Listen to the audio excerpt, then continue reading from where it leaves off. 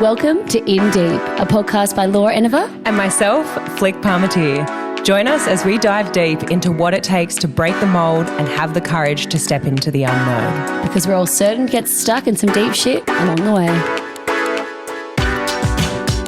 Wowee. What a roller coaster of a 2 weeks. What the excuse my fucking hell just happened the last 2 weeks? Holy shit. Talk about a roller coaster of emotions.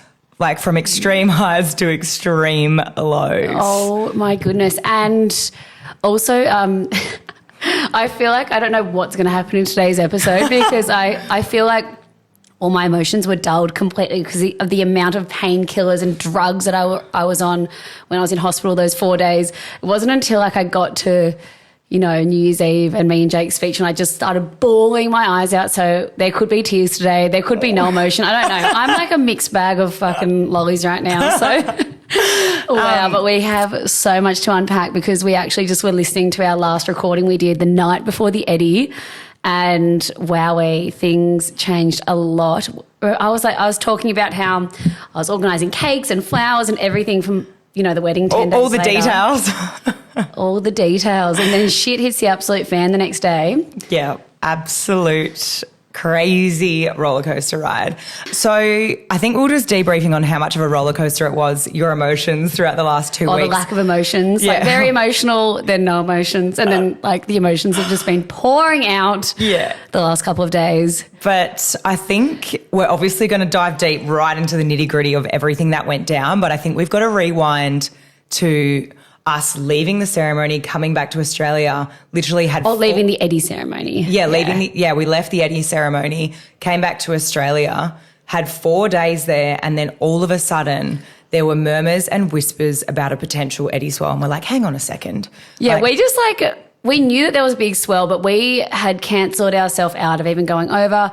I was just like in full prep mode to, have this family wedding event that they had been so excited about since I eloped in Ibiza. You were going home to have your first Christmas with your family in 4 years? Years, yeah. And so you've gone home. We're like, see you later. And sayonara. All of a sudden... see you next year or see you on New Year's Eve. And then, Well, what happens basically when you're invited to this event, there's an email blast that goes out each week and they're monitoring swells. And like you said, there was a swell on the horizon. But we got the email and everyone was like, look, there's a swell here, we're monitoring it. But to be honest, it's under the threshold. Yeah, it looked under. All of a sudden, this thing just started... upgrading, and there were whispers and people were talking, hey, I woke up to a message from about 4 different people, is the Eddie on? And I was like, hang on a second, like I haven't seen any communication about that, and basically how it works is there's actually a traffic light system for, if the Eddie is going to run or not. And so basically red means no, we're not running, there's no swells, we're monitoring. Yellow means we're looking at a swell, possible run in 5 to 7 days, and green means go. We're running the Eddie. In 48 hours. You only have 48 hours to get to Hawaii. Totally. And so I started communicating with Flick. I was like, have you heard these whispers? We were hearing them from people's, live streams that they were doing at that, pipeline event that day. And so many people also messaging me saying, hey, is the Eddie on? And I'm like, fuck. I guess like maybe this thing is getting bigger. So I'm messaging like everyone I know in Hawaii, and same. And then all of a sudden people are like, it's just upgrading this swell. I think what happened was the swell was more projected to go towards the American coastline, Northern California and Southern California, and I guess that area, and then it started pushing and coming down towards Hawaii, and was like basically just kept shifting and changing and just started coming right towards Hawaii. Then all of a sudden I messaged Flick and I remember just saying to you, I feel like it's going to be on. That whole day we were on the phone basically every half an hour, like back and forth, and I was like, Laura, what do I do? I literally flew all the way back to Western Australia. I don't know if there's anyone that travelled further than what I did to bloody get there. There might have been. Anyway, so we're back and forth on the phone, and I'm just like, no, Laura, he's kidding me. And also, like, financially for me this year, at the end of the year, I was like feeling a bit of a pinch, and I was like, shit, look, like, Laura, I don't know if I can afford this. Like, we've just gone there. You couldn't afford it if it wasn't going to be called on. Yeah, right? well, that's it. I was like, shit, if we go, and it doesn't get called on, this is going to be a bloody expensive freezer. Because flights, it was that time of year, you know, Christmas was coming up. The contest was on the 22nd, which is actually the 23rd back home. So, you know, we were still potentially going to miss Christmas. Or I think our flight landed that we had originally was going to land home Christmas Eve. And then you were just like, you end up, we're going to have Christmas with me. But I think, it was like, like $1,500 for a flight just from Perth to Sydney. The flights were ridiculous. I mean, flights to Perth at any good time of the year now, like return to Sydney are like $1,000 every time. But then throw on the fact that it's Christmas, New Year's, like chuck on an extra $1,000. So anyway, we made the decision. Laura's like, I think I've got a good feeling that it's on. And well, I said to you, I remember calling you and saying, hey, I'm doing it. I'm going to just I booked a flight because I was super scared that it would get called on and then all of a sudden these last flights to Hawaii would get snapped up with, you know, people wanting to jump on the flights and be spectators and there wasn't many seats on these flights. Yeah. And I remember my fear was that we all of a sudden just wouldn't be able to get there. Oh my gosh. Imagine being invited to the event of a lifetime and then all of a sudden, sorry, no seats available on the flight. You're not coming. We end up having to fly to California and then back down and oh my gosh, that would have been a nightmare. Yeah. I mean, I'm glad that you were being like, no, I think you should go. But for me, I was just so in my own head, I don't want that, financially, I don't ever want that to be hanging over me, but fuck, that was my reality. And I was like, I don't know what I do. And then I was like, at the end of the day, I was like, fuck it, it's only money. Just spend it because at the very worst, money comes and goes. You're going to be making more, more money in the future. It's fine.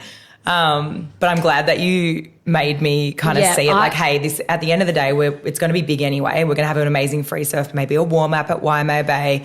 And I'm glad you pushed me to do it. All of our other trips, we've always had a few things going wrong on the way. Oh yeah, so once we pressed go, and I was like, Fleet, you're fucking coming. Yeah. Get your ass over to Sydney. We're going to get on the same flight to Hawaii. Yeah. And we're doing it. And you're like, yep. Finally, you fucking pushed your own little button through. Let's go.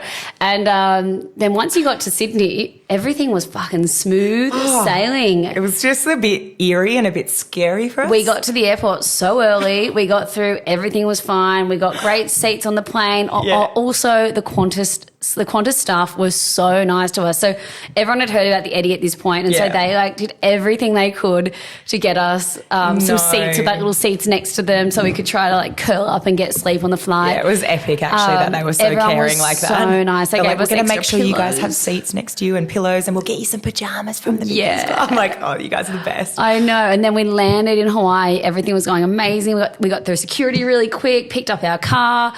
Everything was just flowing, and we all looked at each other and just started saying, "Too easy. Something needs to go wrong." We were like, "This is so weird." Yeah. What? We were like, we actually feel uncomfortable with how smooth sailing everything's been. Yeah. And almost scary because you know that something bad is really going to happen just because everything's been so good. Yeah. Anyway, so we get in the car, we drive up to my storage unit in Hawaii, and so we know the comp's on. We're going to go pick up my surfboards that are in storage about 30 minutes away from the North Shore. Get to my storage unit. I go to get out my passport holder that's got the key to my storage unit. I'm like, guys, where's my black backpack? Has anyone seen my black backpack that's got everything that I possibly Passport, wallet, fucking money, laptop, all the podcasts, hard drives, my hard drives, everything that I ever need in my life is in this black backpack. Fucking nowhere to be seen in the car. Oh. Well, there we go. There's the first glitch. We all just looked at each other and started laughing, just going, oh, God, thank God something's gone wrong. Sigh of relief, thank fuck, there we go. Everything feels like it's going right again. Great. But we're actually kind of shitting because we're like, shit, hopefully, we're trying to go, process of elimination, where's this backpack? Where could you have left it? And oh, my God, I'm such a fucking kook, honestly. So basically... Yeah, I was driving trying to be really calm and positive. You know, when shit starts hitting the fan, I just try to be positive. But the closer I got to the airport, the more I started freaking out, just thinking, where is this? Because they were like, where could it be? And I was like, honestly, I have no idea. It could be at the baggage claim, on the shuttle bus to the rental car place. Could also be just next to where I got in the rental car. Could be anywhere in the airports. We're calling people on the way. No backpack's been turned in.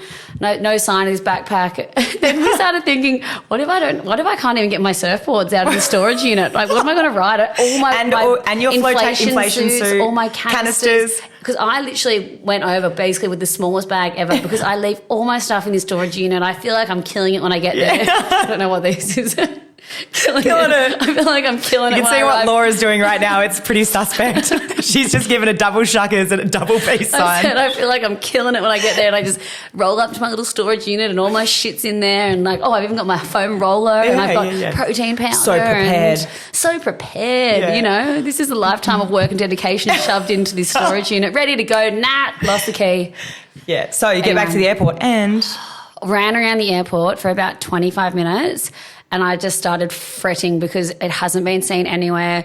Went to Lost and Found, and then I asked the shuttle the shuttle drivers, for the rental cars, and they're like, no. And then I went up to this one guy and who was kind of just like helping people get on and off the buses for the shuttle, and I was like, hey, have you? And he was like, have you lost something? And I was like, how could you tell? I'm like, about to collapse. And he was like, what was it? I said, a black backpack. And he just had this random little he had this cupboard right next to him, and he just opened the cupboard with a key and pulled out my backpack. So good. And I was so happy. I was like, yes, we're back on track. Ran off to the car. Anyway, got in the car. We were, by the time we got up to the North Shore, it was the afternoon already, and we just kept looking at each other going, imagine if we were surfing the Eddie tomorrow. But we did go for a late night surf out at Waimea that afternoon. We did lots of running around, board pickups, went to your storage shed, checked into our accommodation, and we ran out for a surf. Basically the sun had almost set, and we were like, let's charge it. 1 or 2 waves is all we need. The lifeguards were yelling through the speaker, and we're paddling out guys, sun's going down. Please come in, look after each other. Yeah. People were like, wow, better late than never, girls. So, but it was nice. We washed off all of that shit, all of the travel, and, it felt so good to get in the water, knowing that the next day we had a full day of preparation. All of our shit was sorted.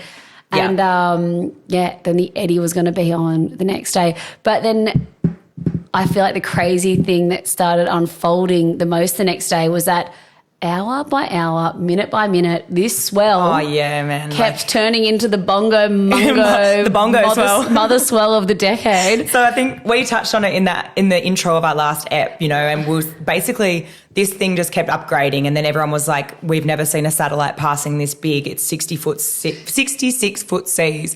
And I was just trying not to look at social media because everyone was ramping this thing up. And people were starting to say that we're going to get washed away, batten down the hatches. But then people were saying that it's not even going to be surfable because basically Waimea Bay is this big bay, and that if it gets big enough, it closes out. So what that means is a big wave breaks across the back, and there's actually no room for riding it. I remember we went from going, we're going to get the best wave of our life, the biggest best wave of our life, to thinking, I wouldn't mind it if it's actually a bit smaller, if it downgraded. Oh my gosh, are we literally just going to be scratching for our lives over closeout sets for an hour at a time in our heats, just going, So basically, the Eddie Aikau event is like a festival. We're going to have to show you guys a video of what it looks like. Yeah. But we were starting to get messages the night before the event saying, hey, guys, if you want to get down there in the morning for your heat, you're going to have to leave at about 3 a.m. to get your car there. 30 to 40,000 people that rock up for this event. People are flying from California. People are flying from America, Australia. This is the biggest event in surfing ever. Yeah. And so they're and it was also on a Sunday during the holidays. Before before Christmas. So this was basically, people were just saying there was going to be so many people. And so get to the car park. Everyone get to the beach at 3 a.m. And we looked at that message. We're like, fuck. Get to the beach at 3 a.m. I'm literally going to have about fucking 5 hours sleep, brother. I was like, before surfing the biggest waves of our life. I don't know about that message. Wake up at 2 a.m., come and park your car at 3 a.m. and just sit there in the dark and sleep in the car, basically. Yeah. So we decided our house that we'd rented was basically 2 kilometres away from... Yeah, pretty close. Not even, I reckon, a kilometre. Yeah. And then, so basically we decided the night before, let's go to Foodland, let's basically shove everything in our car. We've got eskies, and then we're going to park the car down there. With all our boards. And then it was actually really fun the night before. Remember we walked home on the beach and...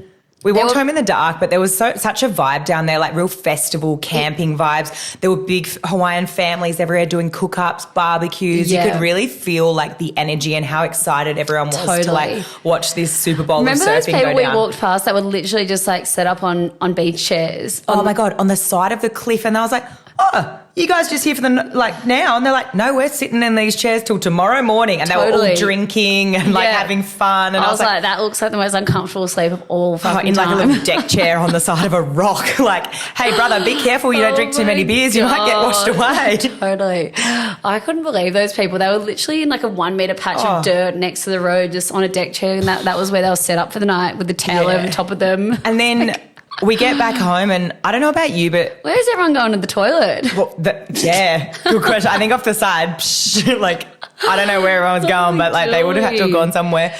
But we get back to the house and, we had a bit of a cook-up. We ate some really yummy food, and then we go to bed. And I don't know about you, but going to bed before that, I actually FaceTimed my best mate, Kiara, and I was like, she's like, how are you feeling? She's like, reckon you're going to be able to sleep tonight? Because we could hear the swell building that afternoon and we were right on the beach. And it just, the sound of that knowing and the not knowing of how big tomorrow was going to be. I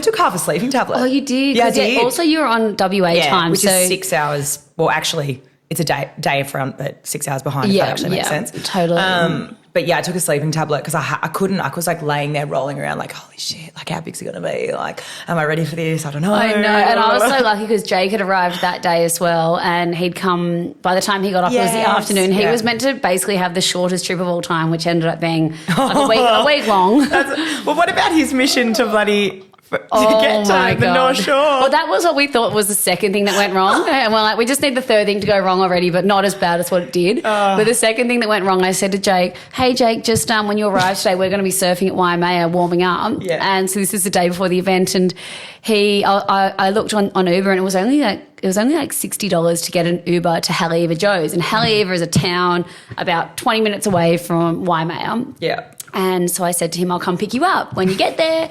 And he was saying, yep, got the Uber. I'm on my way. I'll see you soon. And he also said, my phone's playing up a bit. So I've got Wi-Fi, but it's not really letting me, message and stuff. So I basically had his location. And then all of a sudden he messaged and said, yep, I'm at Haleiwa Joe's. And I look at his location and I just go, he's gone to a Haleiwa Joe's on the other side of the island, about an hour and a half on the east side. Away. And, what a stitch up. He's like, who would have thought there was two Haleiwa Joe's, one that wasn't in Haleiwa. And poor Jake's come off the red-eye flight and he thinks he's nailed it. Yep, straight in the Uber, straight there. He said, girls, I'm here, come pick me up. And we looked at his location and we're like, nah, he's literally an hour and a half. He's basically gone 40 minutes the other direction from the airport to this other Haleiwa Joe's that was in Kaneohe on the east side. So, he just had a bit of a shocker there. And then we eventually picked him up and we just were giving him so much shit about that all night. And so, morning of, up early. What time we set the alarm? 4 a.m? Yeah, 4 a.m. And then we did, I think, an hour of stretching, mobility, some breath work. Thanks, Johnny Gannon. Yeah, Johnny Gannon sent us this great video. Foundation training. Yeah, we just kind of got all warmed up and then we hit the road and started walking down and just met this... they basically had to close off the road. Yeah, it's cool. We got lots of videos. Maybe we can overlay some of that. At 4 a.m, it actually felt like people were walking to or leaving Coachella or something. Oh, it's crazy. It was cool to actually feel the energy while we were walking down to the bay. That was probably my favourite walk of my life. It was so awesome. And just hearing how excited everyone was. There were thousands of people everywhere at 5 a.m. and we were just like, holy shit, this is it. All over the road, they closed the road and oh my gosh, it was just awesome. Yeah. And then we get down to the event site and I feel like the energy kind of changed when we walked into the competitors area. I remember feeling like it was tense. Yeah, I felt that too. And I started going, oh God, I don't like this feeling. We had the vibe so high, then all of a sudden it felt tense because basically this swell of the decade hadn't arrived. Yeah, it was breaking and it was big, but it wasn't as big as what they predicted. Yeah. And they were like, oh, are we going to have this or not? And then people were like, oh, well, there's been Eddies before where they've called it on green and then they've called it off. And we were like, oh, no. I was like, I fucking flew here and I spent all this fucking money. You bloody crew are running this event. Oh, my gosh. But then everyone was all wrapped up in the swell forecast. They put the contest on hold for about 2 hours and then the first heat goes out and it's as soon as the siren went, it was bango. Because they always said that... Bango bongo. Bing, bang, bong, bong. That's what goes on in my head all day. The monkey symbols.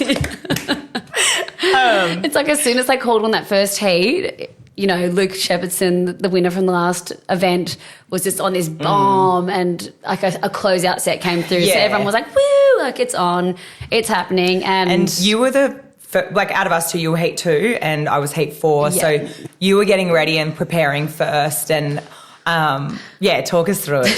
Talk us through you preparing. I remember just feeling like that tense thing and then all of a sudden going, okay, I just need to like go start getting my boards ready. Just get my shit together, wax my boards, and then I was like, I need to go to the toilet. And then the toilet line was like huge because there was like 50,000 people there, and I was like, oh my gosh. Got a nervous poo.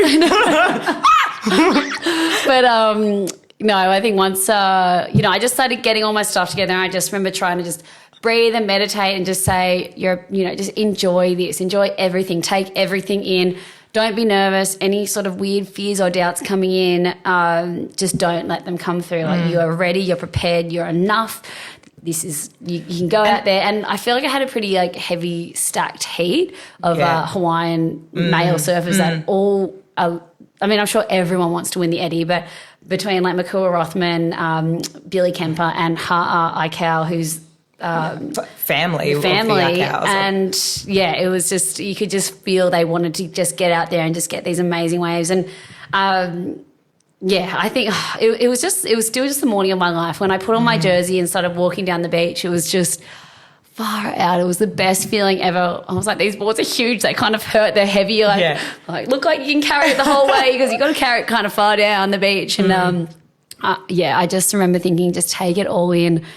Like you got this, and then paddled out the back, and our heat was actually really slow. Yeah, it was. I remember watching it because obviously I was like warming up for my heat and preparing, and they hadn't to be completely honest, I didn't even see your first wave, and obviously your first wave was a psycho nugget. This thing just absolutely jacked up, and you caught this beautiful wave. But I didn't know on the beach, and Matt, who we brought over as a filmer, didn't know, and Julie was like, I don't know if Laura's got a wave yet, and then. This whole heat went by, 20 minutes without a set coming through? Yeah. So basically when I got out there, I was kind of just thinking, you know what, you got a heavy hitting heat. So and that these guys are going to want to catch the biggest set wave that comes through of our heat. Yeah. So I kind of just thought, you know what, I'm going to sit a little bit under them, but deep, because I want to be taking off on the steepest part of the wave, and I want to be steep and deep, that is my plan. And there's no better way to warm up than to just try get the ball rolling, get the nerves out of the way, and just ride a wave. So your wave happened at the beginning? It happened within like the first 10 minutes of the heat. Yeah. And so basically this set came through and everyone kind of paddled out a bit far, and it kind of just did this thing where it doubled up and pushed underneath them. And they all kind of looked at it and realised they couldn't get it. But then when I looked at it and said, position. Oh, sweet, I'm just going to give this a crack and see what happens. And then when I paddled in, and then all of a sudden I was like, oh my gosh, this is steep, and it flared up, and I remember just taking off, and it was such a fun steep drop. The drop was so insane. And I almost I remember being fully extended and then just going, get low, and then the whitewash kind of exploded me, and it was an amazing drop, and that one was really clean because it did double up, so it had a beautiful scoop and it was really clean that morning as well, so it just looked really beautiful. And I came up after that. I had a bit of I feel like my shoulder got kind of ripped, but and I had like a tingly hand. But you kind of let's get back out there. So much adrenaline. Paddle back out, and so then my headspace was, okay, can't wait to get a bigger one now. I want to get a bigger, wider one. But then the rest of the heat, it was like 40 minutes went past, and there was just no waves. And then all of a sudden, the last 10 minutes, we see lines like stacking up out the back, and the next heat was already in the channel, like cheering and screaming. And so I remember just thinking, I just want to watch their positioning, and if I don't catch a wave in this last 10 minutes, I'm just going to focus on what they're doing now, so that when we come out for the next heat, I can just really find that boil and that takeoff spot. Yeah. Yeah. Anyway, so they all got a bunch of waves in the last 10 minutes, and everyone kind of rode their waves, and then the heat was over, and the jet ski was like, yeah, cool, jump on, Laura. Sweet. Got through that one unscathed. Yeah, beautiful. Round 2 coming up. I know. I was like, I'm so stoked. And I just remember feeling so happy and just thinking, okay, cool, next heat I'm going to get my bigger board. I'm going to get on my 10-0. And, I just can't wait. I'm coming up in, in about 3 hours' time. I think I was going to come up again for my next heat. And then, so the jet ski drives me to the shore. Me and Joey, also, who was in my heat, he's an amazing lifeguard from Waimea. And I had Tiari in my heat as well. They're both lifeguards. And for them to get in the event was so special because, you know, they basically work there their whole lives and they're so they respected live the legacy in of what Eddie does, you know, exactly. like living and breathing that, you know, dedicating your life to saving others. Totally. So we all got brought in at the same time on the ski, and the jet ski kind of said, you know, go, now's a great time. And so I was like, cool, we paddled in.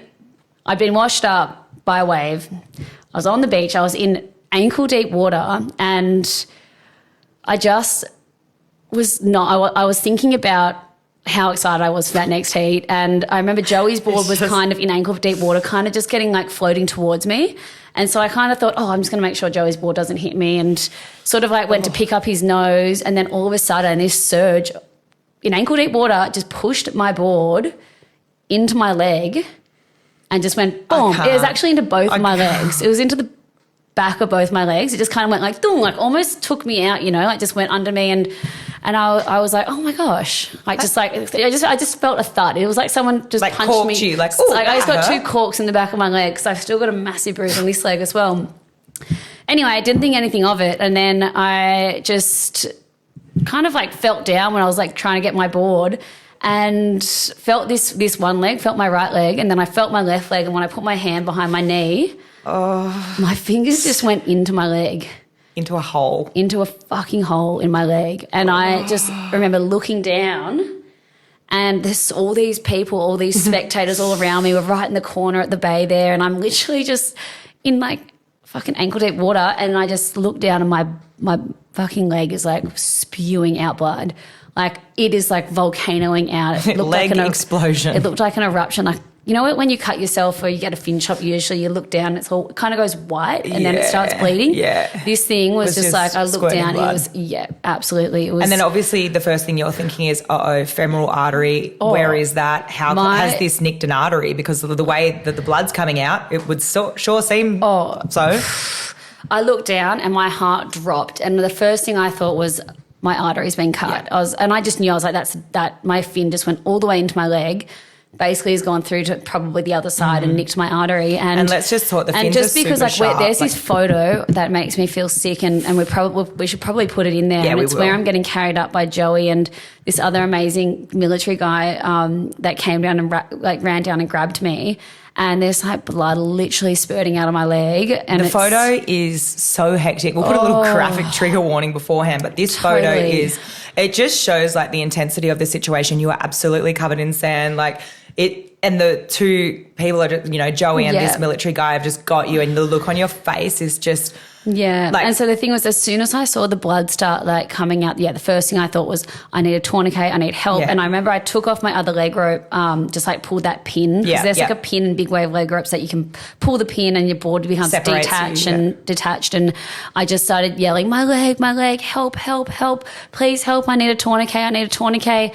And so all of a sudden there's this other video and everyone just starts running down the embankment towards me, and then the military guy, he's so nice. He came and visited me in hospital. So what sweet. A legend. He actually said he was not meant to do any heavy lifting because he just had, you know, an elective surgery. Wow. And he had to, and so anyway, but he just went into like his full mode, like military mode, and he put his hand over the cart when it was like spurting out blood, put me over his shoulder and started carrying me up before Joey and Tiari and everyone else came down and they got me up, and the rest all happened. It all happened so quickly, but I remember when they were carrying me up the beach, I said to Joey, I was like, I need a tourniquet, I'm going to bleed out to death. And so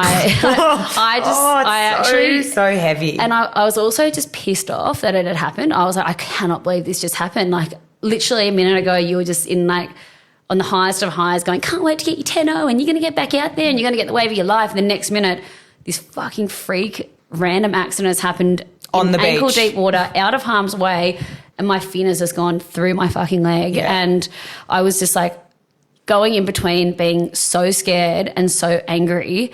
And then obviously I remember saying to Joey, I was like, wow, I can't believe this is how I die. I'm bleeding out, aren't I? And he was like, no, we're going to get the tourniquet on. And the lifeguards got down there really quickly. They put a zip tie tourniquet on my leg and just like yanked it so hard. And then I got another tourniquet put on as well.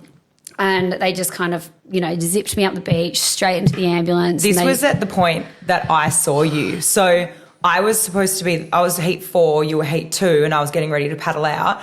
And this was the last moment that I saw of you. And I was like, okay, as far as I'm concerned, she's finished her heat. She's up the beach. She's fine. And then all of a sudden I saw you come. Did you get carried up or on the quad bike? I think you came on the quad and then they carried you to the tower behind, right?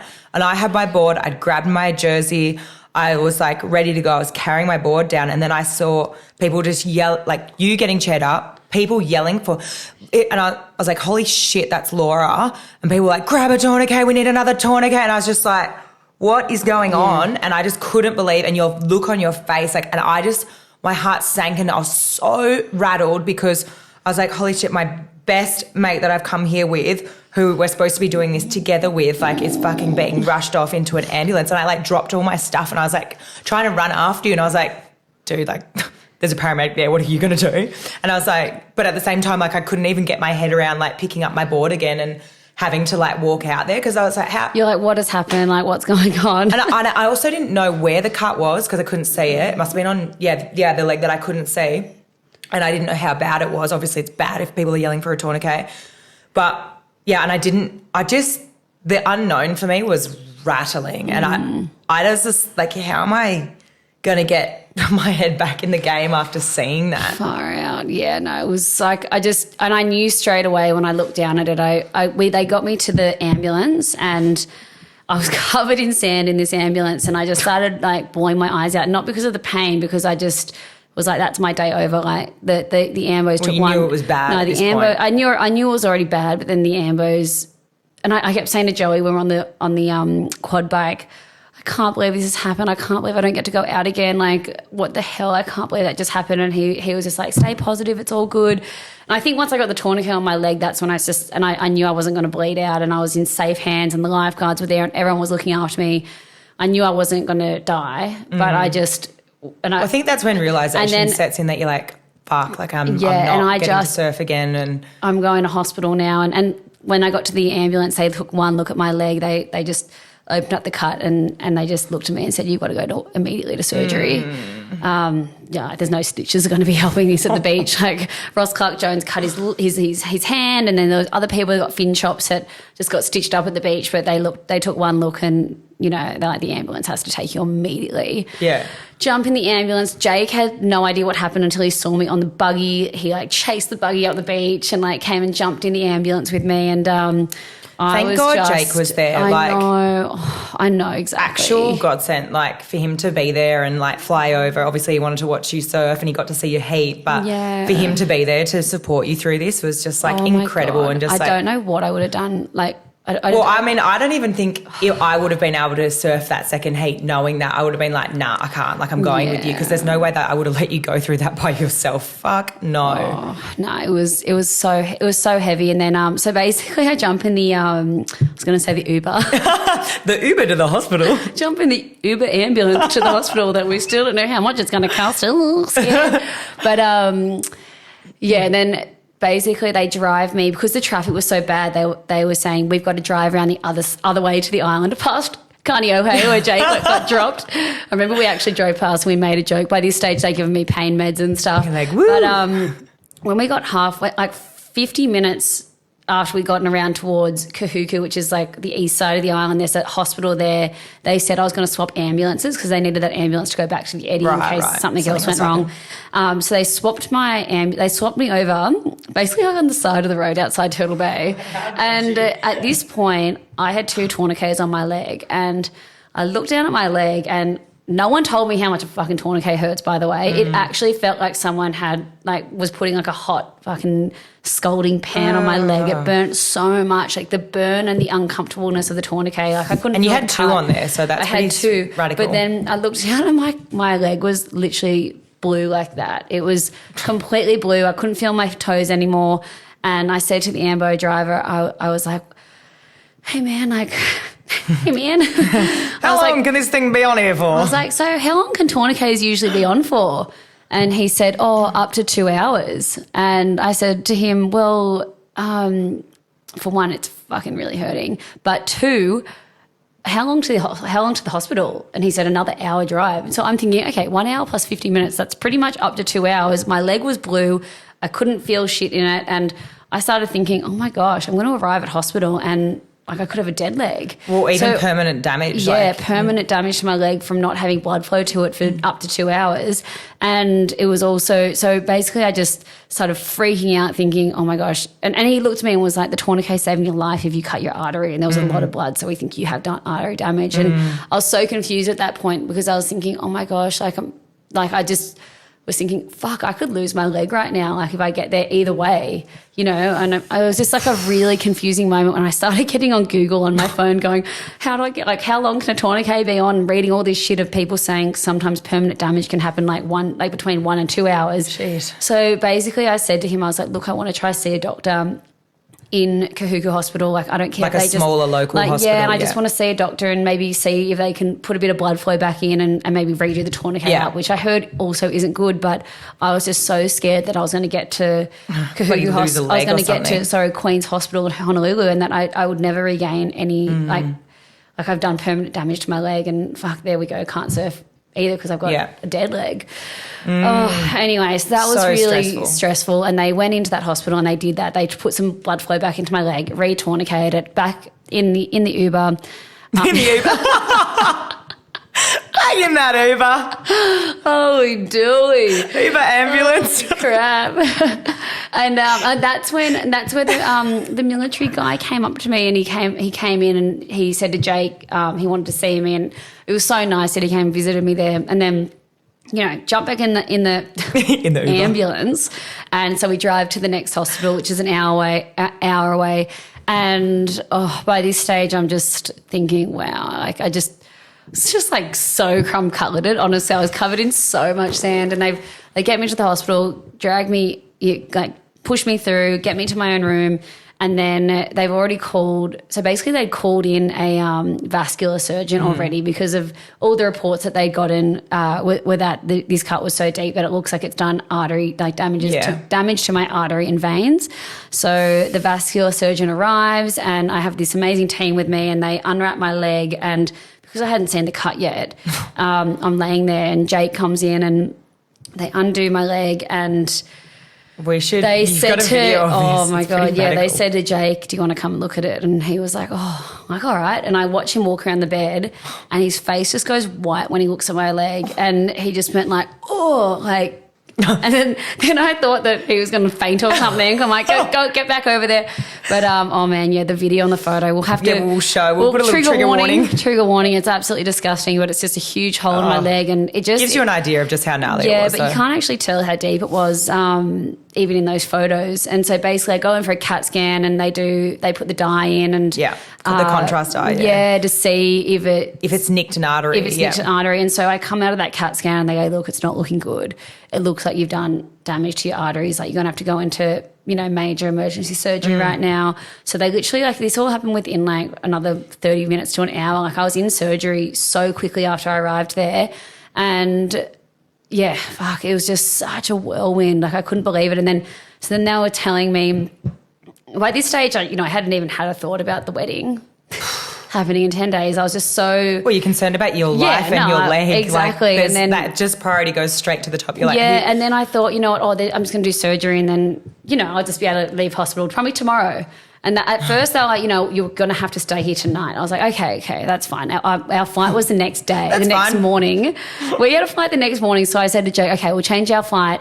Maybe let's just change it for 2 days' time. And then got out of surgery anyway. They're like, nah, you're going to be staying here for quite a long time. Well, I guess like risk of infection, right? Like because it happened at the beach, and Hawaii is known for staph, and you do not want to be getting a staph infection in a cut that deep. Like, so you're on so many antibiotics, and they really had to monitor you, right? Yeah. Well, as well, if we like rewind before I went into surgery, the surgeon said to me, because I was like, hey, can you just give me can you paint a picture for me, you know, what to expect? And he said, look, if they basically had to put a camera through my groin that was going to go down and test the arteries and the nerves and the veins in the surgery. And so they said, look, if you have done damage to your arteries, you're looking at 2 weeks in hospital and maybe another week till you can fly because of risk of blood clots. And I just looked at Jake, and he was like, just, you know, like we're so lucky that you're here in the greatest hands. And I was like, okay, cool, we'll cross that bridge when it comes. And either way, I was just thinking, oh my gosh. And that's what they were really worried expecting. about. Yeah. They thought that was the case. Yeah, they thought that was the case. Anyway, so I go into this surgery and then,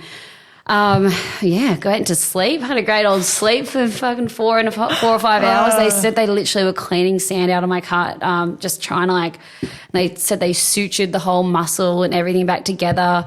I think I got 7 or 8 stitches on the outside. And yeah, when I woke up from surgery, I remember opening my eyes and the surgeon came in and basically said to me, Laura, you're so lucky. Like you're so lucky. We went in and basically your main artery was at the bottom of the cut, fully exposed with your other vein, but completely intact, like throbbing, like fully exposed, but it hadn't been nicked, it hadn't been cut. He said you've done damage to smaller veins that were coming off smaller vessels coming off your veins, but they'd already fused themselves and they just kind of cleaned them all up a bit.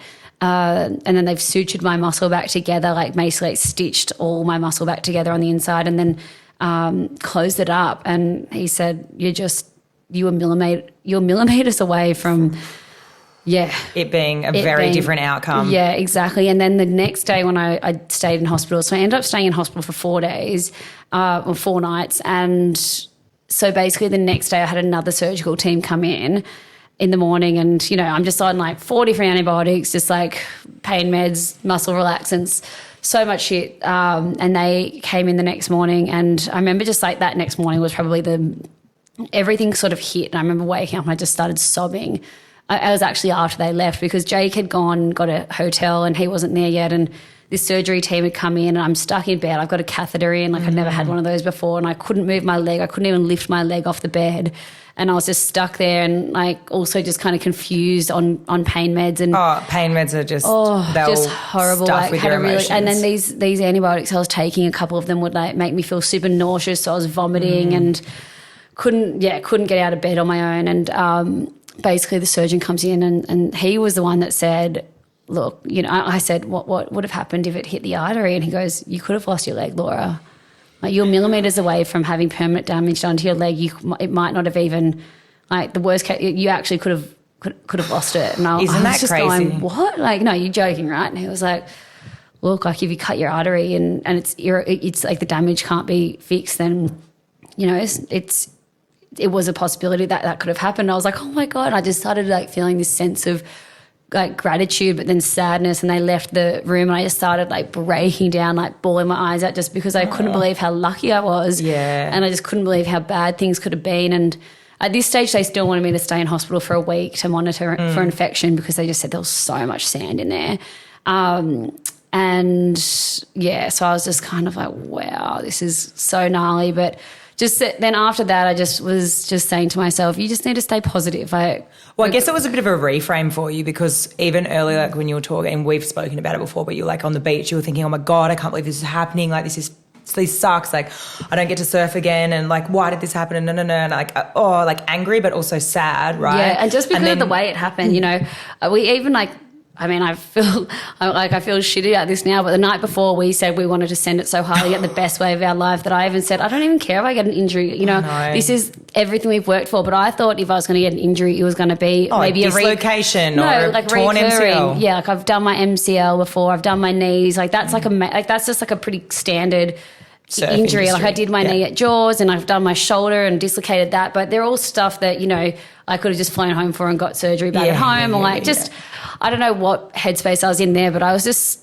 for it to happen the way it did in such a fucking weird freak accident on the beach way, just like, I know. And then people said to me as well after, you know, maybe that was, you know, the universe's way of, you know, obviously, you know, I hate that saying everything happens for a reason, but maybe something worse could have happened for me if I went out the back and maybe someone was looking out for me and just went bang. Like, even though it was so unlucky. There's definitely someone looking out for you. Even though it was so unlucky, it ended up being so lucky. Yeah. That's what I mean. Like there's someone looking out for you because could have been a totally different story and scenario. Yeah. And like for it to be millimeters away from your major artery and then also to be like millimeters away from all my major tendons and everything as well. It went into this like sort of like special zone of just fleshy muscle, but then right at the back was obviously the femoral artery. And so I'm just so fucking lucky and unlucky. But everything just became, all that perspective and gratitude and thankfulness. And like I couldn't believe it. And I've never spent a night in hospital in my life. It's usually what you yeah, I know. I was like, holy shit, sis, we've traded positions. A year ago to the day, that was fucking me. I was like, what's going on here? Shit, holy crap. That's usually you. This is Flick's favourite hotel. Oh, no. How weird are catheters? Oh, my God. They're not it. They're not it. Oh, my gosh. And then let's talk about the little drain that you had in your leg. Oh, yes. Oh, my God. So basically when they unwrapped my leg the first day, they were unwrapping it and I looked down. I'm like, whoa, what the hell is that? And basically I had a drain in my leg, which ended up being called... Christmas decoration. Which ended up being called the Christmas decoration. I was walking around, everyone's like, love the Christmas decoration, because at this point it's the 23rd of December, the next day is Christmas Eve, or the next day was Christmas back home in Australia. So everyone's celebrating Christmas Eve and I'm, back home and I'm in hospital. And by this stage they said, you're going to be here for at least 4 or 5 days, maybe even 6 days. They wanted me to stay in until I took the drain out. Which I ended up flying home with. They taught me how to empty the drain. So Yummy. disgusting. Yummy. Oh my God, empty. And then me and Jake just started making up all these funny jokes. So we started, every day we'd see each other and we're like, it's draining men, hallelujah. Or purple drain, purple drain. So good. Thunder only happens when it's draining. Every song with rain at in least it. we're seeing the lightness in the dark here. Oh my gosh. And then, what else funny happened? When I got my catheter taken out, I was like, I'm going to go sit on that old person thing that goes on top of the toilet and pee, and sat on it and literally I just peed straight onto the ground. It just I don't know. Things have been smushed up down there, but my aim is totally Your off. ether wasn't working. I don't know. It's I'm like, have they pointed a different direction? Because it seems like I'm just pissing and it's just going all over the place now. Fuck. Oh shit. Maybe that takes a while to get better too.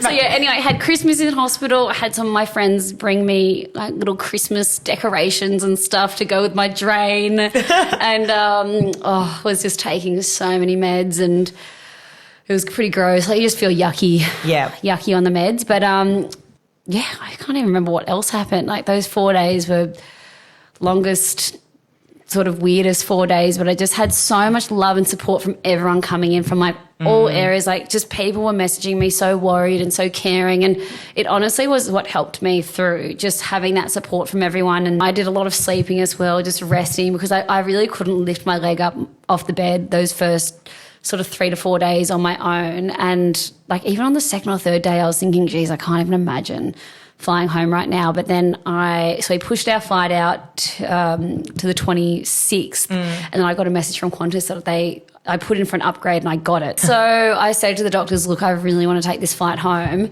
And they were like, cool. Well, they weren't super happy about it, but they said, I was asking them about clotting and all that, and they said it should be really fine, just take blood thinners. You're going to have to travel with the drain. We want it in for another couple of days. And so I was like, yeah, Christmas sweet. decoration. But I couldn't even bend my leg. So I was like, I just couldn't even imagine sitting in a regular... upright I've only with been the leg at 90 degrees would not be okay. It's 2 weeks later now. I can only just move my leg. It's like it's been stuck or frozen in this sort of weird angle, kind of semi-straight.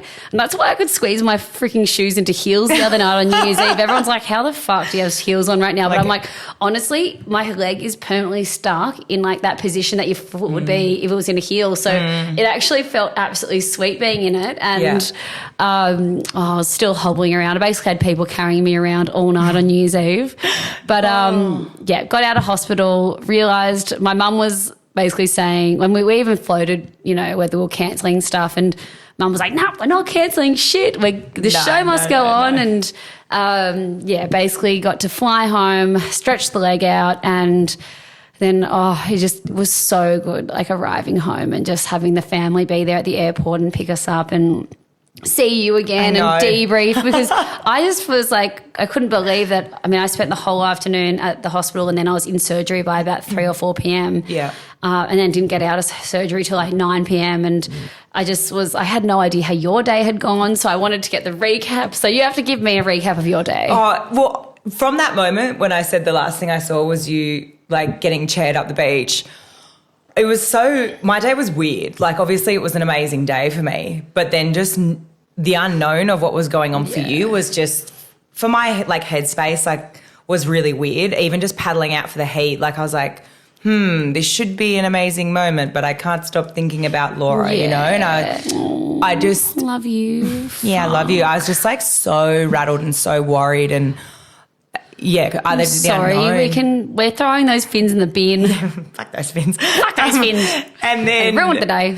Yeah, it was just like really rattling. But then at the same time, I was like, okay, like you're out here, like Laura's in the best hands possible. She was with paramedics. She's in an ambulance. There's a tourniquet on her leg. Like, just try and get through this heat. Jake's with her. Yeah. And as soon as you get in, you can make the phone call and see how everything is. And totally. I just like paddled out for this heat, and same thing as you, like crazy people in my heat, all guys that, you know, seriously want to win this thing. And the guy who actually ended up winning it was in both of my heats, Landon. Oh, wow, no way. Sick. So, yeah, But you got a couple of bombs. I did, but I fully was saying the day before, I was like, if a set comes, I'm going.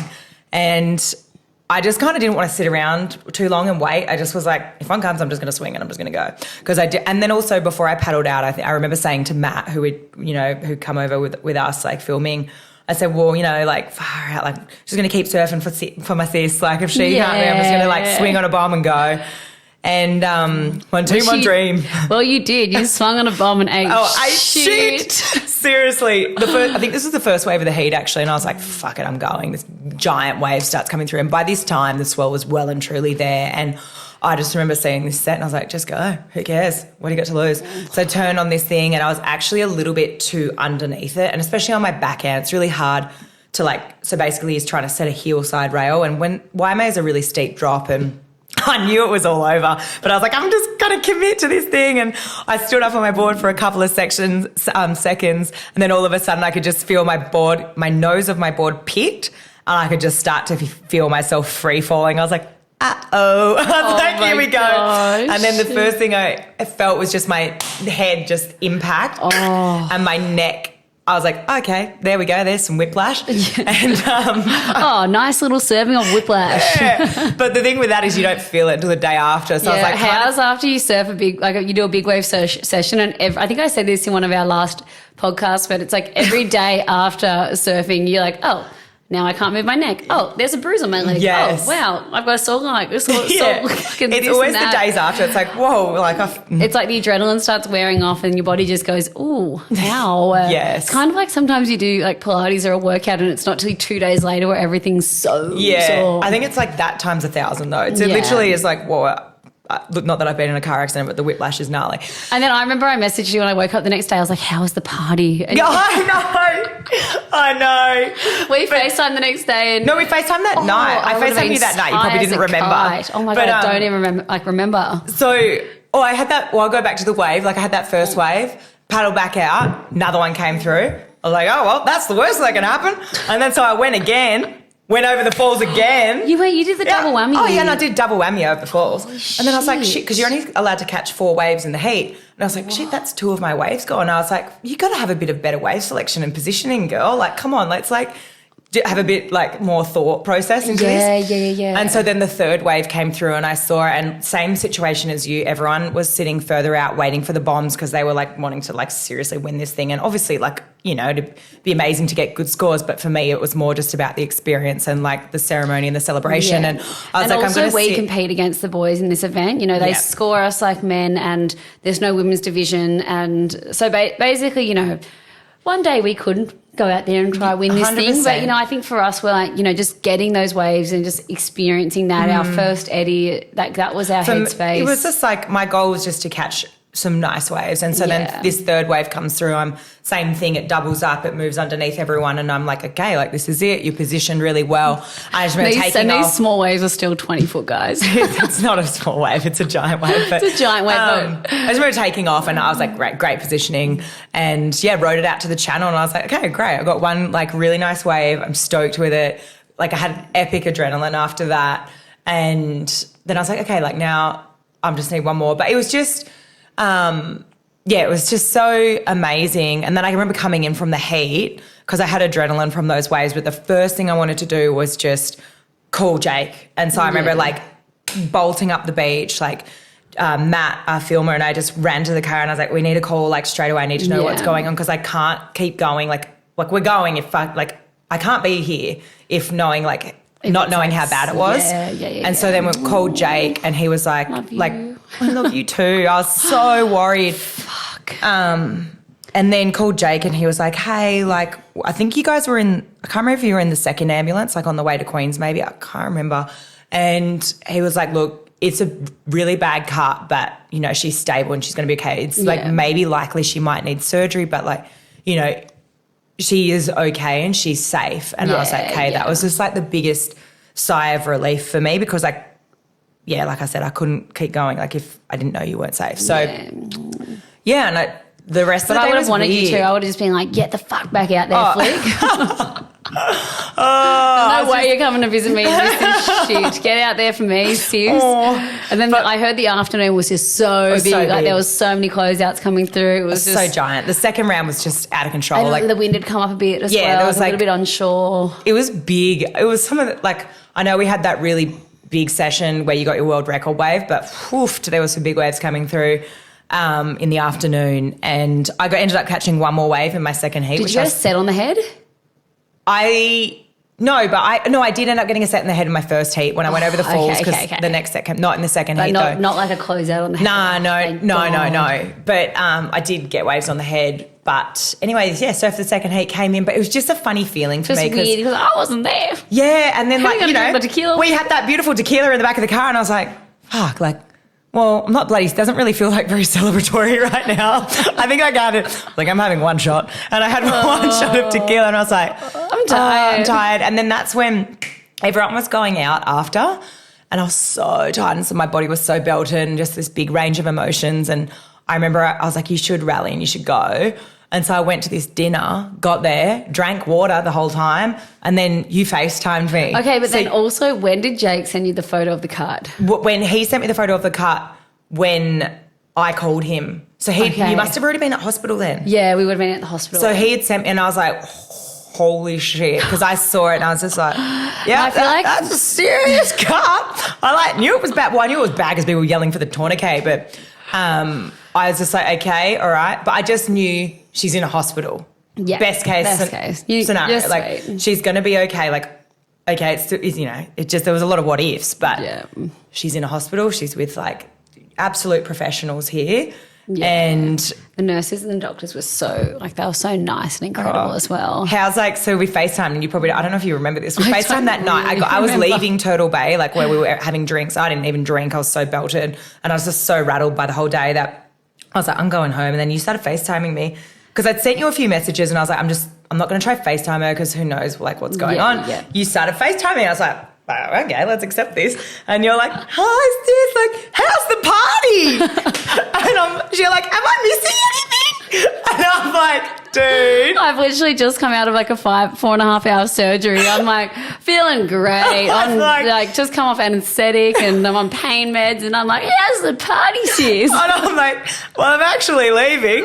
I was like, I can't be here. I'm too rattled. My body's too cooked. I was getting messages still from you after. So just to the FaceTime, right? One of the first things you said tonight, I go, so I didn't know what, and I was like, about next week. And you go, oh no, the show's going on. We're getting married. That boat's going ahead. We are partying on New Year's Eve. And I was like, okay, all right, we're going. And I was just like, you were obviously just like high as a guy, like, woo. Oh, I was like, we're not cancelling this party. So basically, for context, Yeah, Jake and I eloped in Ibiza back in September, and the way that we wanted that we were going to get it across the line, well, not get it across the line. Our parents were so happy for us to do it, but we still really wanted to include them and have more of like a reception vibe event as well, where both of our families were there. I got to have, you know, a father-daughter dance, and Jake and I, we have our speeches, like all of our favourite people there making speeches, and just something for the parents to just look back at, and all of our extended family and friends and stuff. Getting to the end of this, I think that was the funniest thing on that FaceTime, and you're like, nah, it's going ahead. And I think our plan is to obviously dive deep into, you know, the wedding and New Year's Eve and everything that went down. But I think, I'm glad that you're still here. Bloody hell. Like, you seriously scared the shit out of me. Oh, I know. And yeah, you're in one piece and you've got your leg in. It was so weird looking back at that episode we did last, and then we just listened to it before so many we of my recorded friends were going, oh, it's so weird listening to that episode and then knowing what happened that next day, and it was just such a whirlwind. But you know, we're here now, and gosh, the show must go on. And just, I think, you know, the power. What this has taught me is, you know, the power of positivity, having the most incredible support around you. You know, Jake was so amazing in hospital. I just felt so much love, and everyone was sending me healing energy, and I just like really felt that. And so it was hard not to not be positive in hospital. I was just, you know,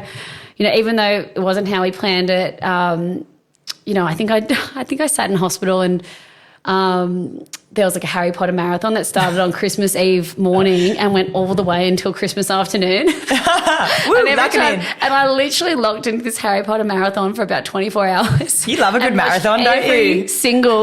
Every single Harry Potter season fucking movie, and it was actually like a pretty good Christmas. I mean, the food. Harry Potter is pretty lit. Food was pretty crap. I was getting a bit over that, but Jake would bring me like amazing little bits and bobs from the outside world, and had some kombucha and some yummy little bits. But it was a bloody whirlwind. Harry Potter, you know, Hermione Granger and Hazard and old Ron Weasley. I loved hanging out with them in hospital for 2 days. It was so fun. Well, they kept you entertained. They did. I know, but yeah.